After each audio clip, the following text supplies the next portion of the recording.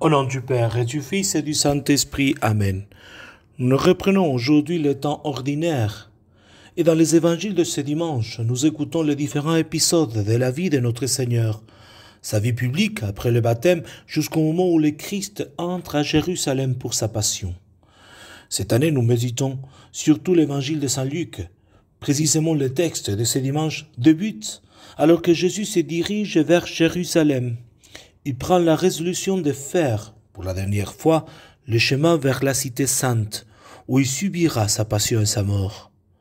Comme s'accomplissait le temps où il allait être enlevé au ciel, Jésus, le visage déterminé, prit la route de Jérusalem. Saint Luc utilise l'expression « le visage déterminé » pour dire que la détermination de Jésus est aussi visible dans son visage. Il le montre avec son visage. Il est compénétré. Il a une sainte obsession pour accomplir ce que son Père lui demandait, accomplir la volonté de son Père. Mais ce qui suit dans l'Évangile, est un peu difficile à entendre et comprendre, l'Évangile de ce dimanche. D'abord, le refus d'un peuple pour d'accueillir le Seigneur, et ensuite, ces trois dialogues où Jésus montre les dures exigences pour les suivre. D'abord, Jésus prend la résolution d'aller vers Jérusalem, passant par la Samarie, qui était depuis longtemps un peuple ennemi du peuple d'Israël. Pour annoncer sa venue, il envoie des messagers devant lui, des disciples qui vont annoncer sa venue. Mais ce peuple, le peuple de Samarie, ne veut pas recevoir le Seigneur. Écoutons l'interprétation que fait de ce texte Saint Cyril de Jérusalem. Le Sauveur, qui connaissait toutes choses avant leur accomplissement, savait bien que ceux qu'il envoyait ne seraient pas reçus par les Samaritains. Il leur commande cependant d'aller annoncer sa venue parce qu'il s'agissait toujours dans l'intérêt de ses disciples. Il se rendait à Jérusalem aux approches de sa passion. C'est donc pour leur épargner le scandale de ses souffrances et leur apprendre à supporter patiemment les outrages qu'il permit ce refus des Samaritains, comme une espèce de prélude à ce qu'ils devaient souffrir. Jésus leur donnait encore une autre leçon. Ils étaient destinés à être un jour les docteurs de tout l'univers.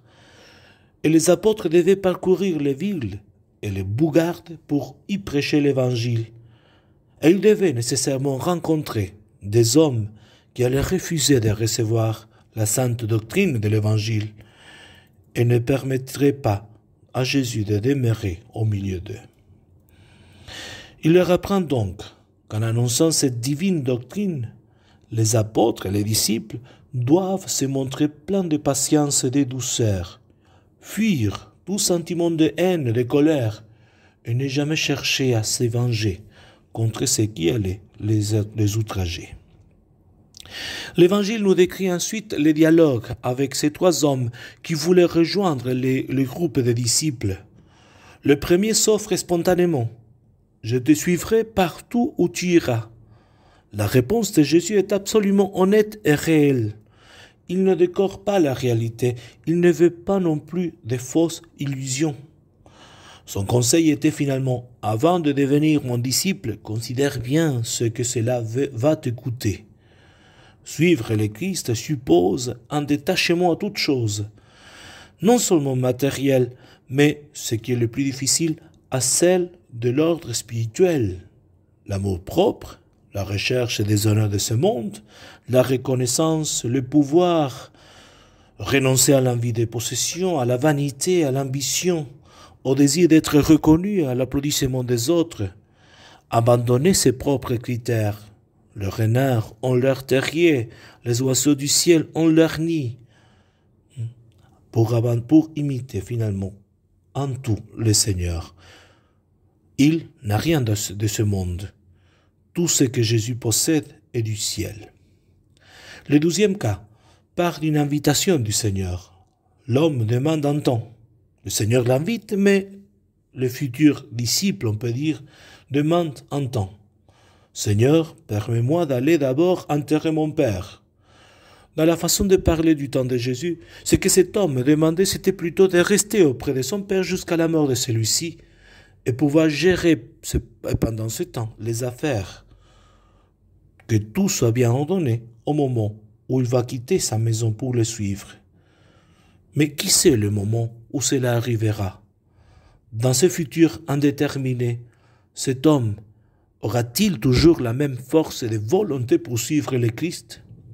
On voit clairement que la réponse doit avoir une priorité et demande un don total de soi-même. Il ne suffit pas d'une partie de moi-même, d'une partie de mon temps, d'une partie de mon cœur, de ma volonté. Le Christ demande un amour qui soit avec tout le cœur, un amour total. Cet homme sentait dans le cœur l'appel à sortir de cette ambiance spirituellement morte. Laisse les morts enterrer leurs morts. Laisse de penser que la vie se limite aux lois et aux principes de ce monde. L'homme qui risque ce moment ne sortira probablement jamais. La demande du troisième est aussi humainement raisonnable. Il demande d'aller dire adieu. Mais on comprend qu'il s'agit aussi de mettre en ordre les affaires de la famille. Le Seigneur lui dit « J'ai besoin entièrement de toi ». Il n'y a pas de demi-journée au service du Seigneur, ni moins encore demi-cœur dans son amour. L'homme se donne tout entier, et non une partie de son temps et de ses biens. L'image du Christ, la charrue palestinienne, au temps de Jésus, était très difficile à guider. Cela exigeait une force totale dans le travail. Il fallait affronter les efforts que cela demandait, c'est-à-dire renoncer à la commodité d'avoir une assurance de repos, car le travail risquait de ne pas être fini. Ainsi, le service de Dieu demande un cœur détaché, sans division, un cœur consacré à ce à quoi il a été appelé, c'est-à-dire à être apôtre, disciple. C'est un don total, dans la pensée et dans l'amour, sans division, surtout sans tiédeur. Comme dit Jésus dans l'Apocalypse, « Je connais tes actions ». C'est une des lettres aux églises que nous pouvons appliquer à nous-mêmes. « Je connais tes actions. Je sais que tu n'es ni froid ni brûlant. Mieux vaudrait que tu sois ou froid ou brûlant. Aussi, puisque tu es tiède, ni brûlant ni froid, je vais te vomir de ma bouche. » L'amour du Christ ne demande pas de tiédeur. Il demande plutôt un amour total. Que Marie, elle, qui a accepté librement de participer à notre rédemption, nous obtienne la grâce de savoir nous donner tout entier à la volonté de Dieu, à la volonté du Père. Au nom du Père et du Fils et du Saint-Esprit. Amen.